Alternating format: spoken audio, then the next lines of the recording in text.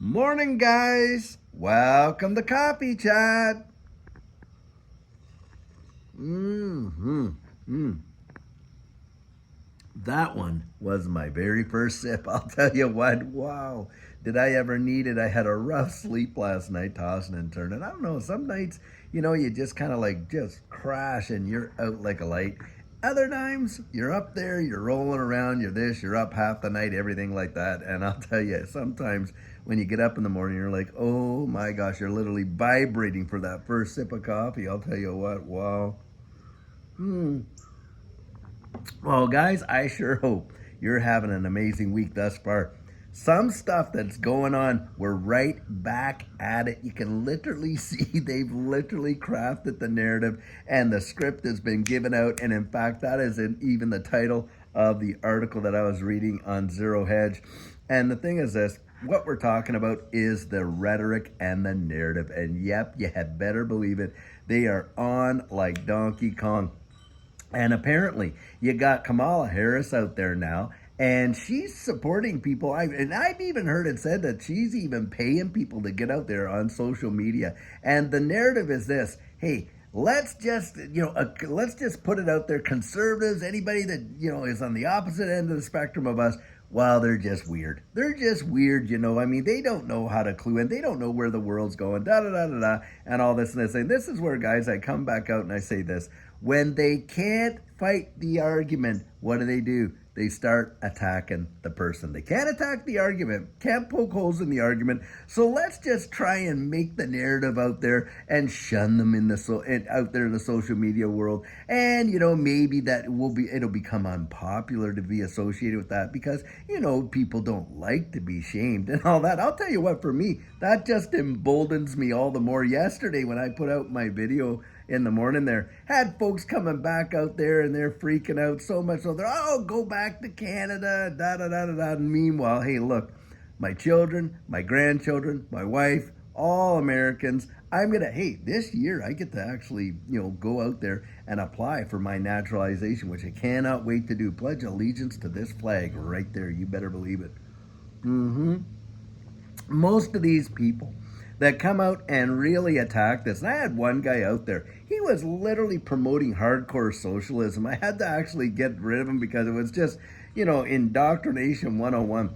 And I thought to myself, I bet you never lived under it, have you? Well, I'll tell you what, Judy certainly has spent 12 years living in Belarus and Ukraine. And I'll tell you, you do not, you think people think that, oh, well, they can say whatever they please and all this and this and that. No, you cannot. You're living in a luxury situation here in the United States in comparison to the rest of the wide world. And a lot of places that you would think would have that, those liberties, you would think that they would have it, that they'd be able to have the right to just publish and say what they want to say and their opinions on various things. No, guys, they don't. You go up there where I came from, up in Canada there, and I'll tell you what, when they were all protesting and all those truck drivers were driving all the way down to Ottawa, and you know what? They get down there, they set bouncy castles up for the kids, this, and this. Not a store window was broken, nobody, and all this and that. And what did they do? They dragged the military out and hauled them away.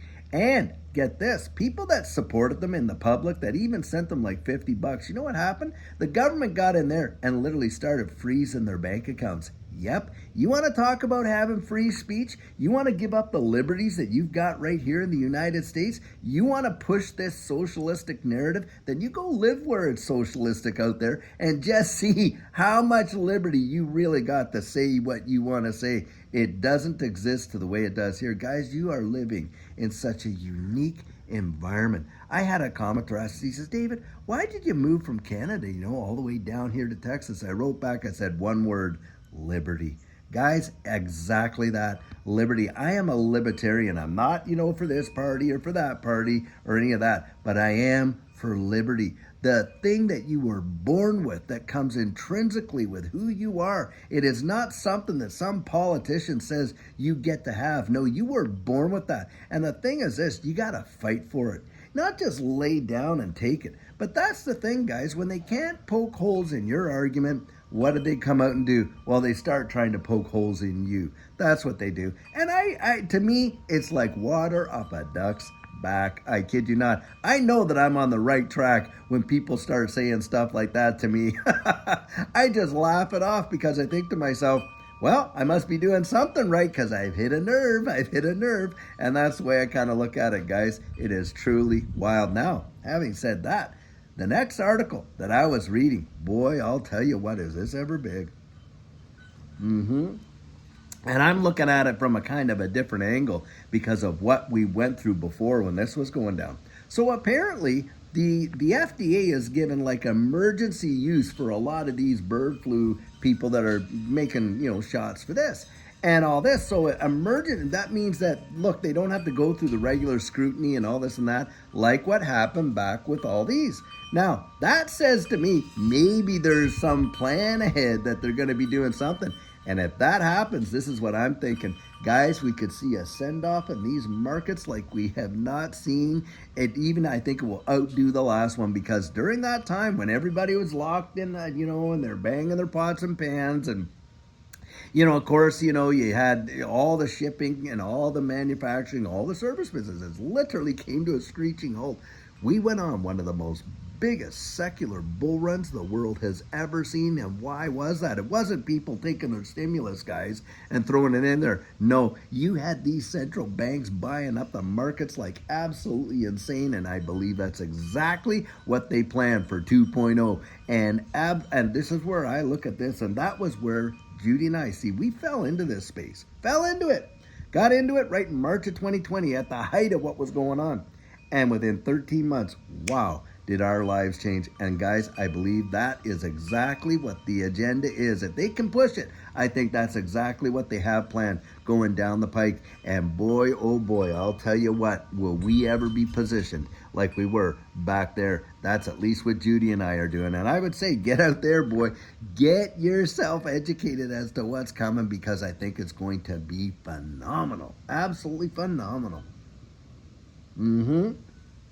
Now, the third article I was reading comes from, it was from The Hedge, and it was a hedge fund guy, so it's Zero Hedge is the article. This guy that I was reading about runs a hedge fund, and he was sending out his newsletter saying, we're positioned for a major correction. And he believes that, yep, there is going to be a big pump, but then after that, wow, is he expecting something really big to come and cause these markets to literally fall like, just sheer and utter dominoes. And a lot of guys have come out there and said that. Now, if you look at the Dow Jones Industrial Average, and you look at that from a 100-year chart, wow, have we just tinkered all the way up there? And it looks just like you would expect it to look, and that there would be a drop off of a cliff.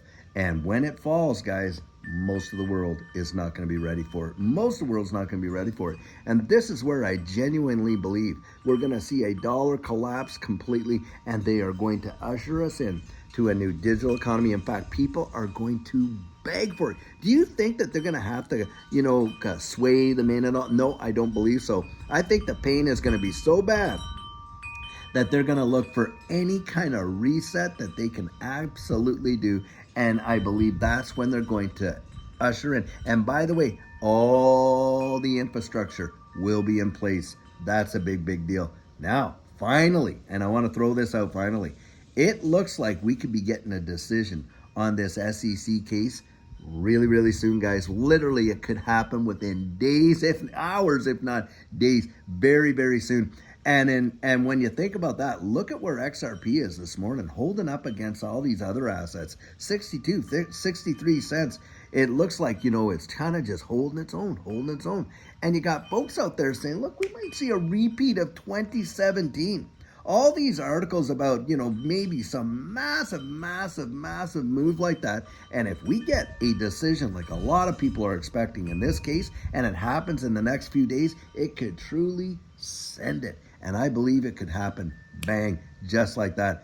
Guys, it is amazing. where we're sitting in history. It truly, truly is. I mean, we're watching, from a social political spectrum, things just being all, and of course, geopolitical and all that, obviously.